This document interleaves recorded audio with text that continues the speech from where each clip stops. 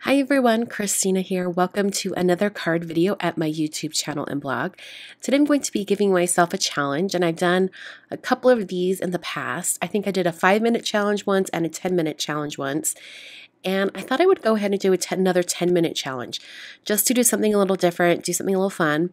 And I'm going to be using some different VersaFine Clair inks. I'll have all the ink colors listed down below. And I'm also using two stamp sets, the Perfect Shapes stamp sets from Simon Says Stamp and also Loads of Wishes from Avery Elle. So I've started my timer and I'm just going to let this go, and about a few minutes in I'm actually going to speed up the card making process just because it gets a little bit monotonous, but you will see the time on screen the entire time. So I'm starting out with the Morning Mist color. This is a nice neutral gray, and I'm stamping this in the bottom, kind of the bottom right corner of the card.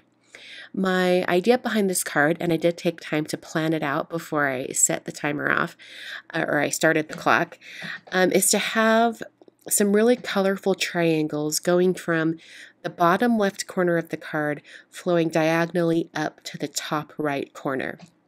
So I'm going to be switching colors quite a bit, and I'm going to use all of the different sizes of triangles in this Perfect Shapes stamp set from Simon. I'm only using the solid shapes. There are like coordinating or accompanying outlined shapes for each of these, but I'm not using the outline triangles. I'm only going to use the solid filled in triangles. And because I'm going to be stamping these over and over and over again, I decided to use 4 separate small acrylic blocks. Having them each on their own acrylic block will save me some time. Whereas if I hadn't have done that, I would have been, I would have been wasting all that time switching blocks and cleaning stamps at the same time. So I'm starting out just in that bottom corner, and I'm going to stamp this triangle kind of going up and down. And I'm going to keep the same kind of axis on this card where all of the triangles are either pointing up or pointing down. I'm not going to rotate them or twist them around at all. This just gives a little bit of order to what could be a very chaotic looking design. I'm going to bring this yellow one and bring it in right on top and stamp this down. Now, I've only used these VersaFine Clair inks just one other time before. I did a little live stream over at Instagram, and I tested some really solid stamps out, and I was really impressed with the coverage that these pigment inks have. And the other thing I really loved about them is that even though you get a really solid image, they dry fairly quickly. That's the other thing I really love about the original VersaFine ink that I use a lot. The black color, which is Onyx Black, I use a ton. And I love that one because even though it's a pigment ink, it doesn't take 10 years to dry. If you have any experience with pigment inks, you probably know exactly what I'm referring to, that long wait for your pigment inks to dry. These VersaFine Clair inks dry fairly quickly. Now they will stay wet long enough that if you wanted to do some techniques that require the ink to stay wet longer, you'd probably be just fine. The technique I'm thinking of, which is probably the most common technique you would do with pigment inks if you want them to stay wet, is to do some heat embossing over the top, to add some heat embossing powder and then heat that with the heat tool. In this case, these stay wet long enough for that. There's no problem. There shouldn't be any difficulty with that.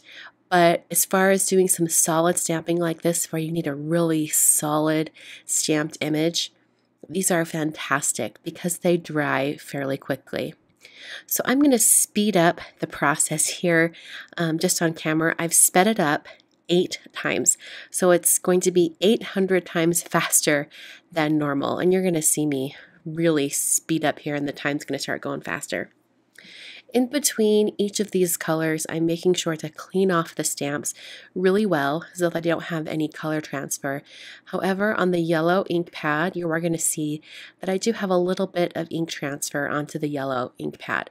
And even though it does look like it stained the ink pad, I was able to press a piece of paper to the top of the ink pad and clean up any of that kind of stray color that was hanging around. So No worries about cross-contaminating the colors or anything like that. And as I move up all the way to the top corner of this card front, I'm going to finish off with a yellow stamp, and I guess I didn't clean off this smaller stamp before. So here's that point where I leave like a little stain spot. I'm like, oops, got a little green there. And then when I go to stamp it down, you can see it's almost like this lime green shade that's nowhere else on the card, but that's okay. So the cardstock I'm using for all this stamping is actually Neenah Classic Crest Solar White. This is the 80-pound version, and I decided to do this with the 80-pound version and then put it on a card front because I didn't want to have to worry about masking off past the fold of the card or anything like that. I realize now, after the fact, that it really wasn't that big of a deal. I should have just stamped straight onto the card, and then I would have had a completed card within the 10 minutes. So the basic design of the card was complete in 10 minutes, but I did have to take a couple extra minutes to prepare my card base, which was the same cardstock but the 110-pound version. And I had to score that and then adhere it down onto the actual card base. So that is the finished card for today. That's my 10-minute challenge. If you guys want to do a challenge like this, you absolutely should. It's so fun. Thanks for watching, and I'll catch you guys in another video very soon.